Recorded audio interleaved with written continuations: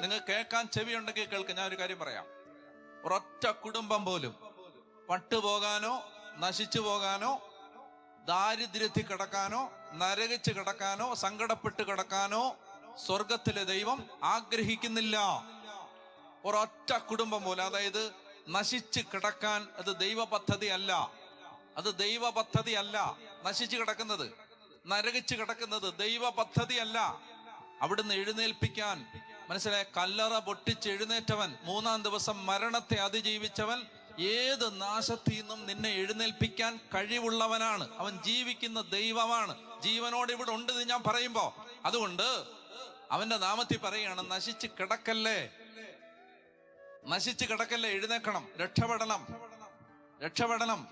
അതിനൊറ്റ വഴിയേ ഉള്ളൂ. അതിന് അവന്റെ നാമത്തെ ഏറ്റുപറയണം, അവനെ ആരാധിക്കണം. വേറെ ഒരു മനുഷ്യനെയും നമ്പി നിങ്ങൾ ജീവിക്കരുത്.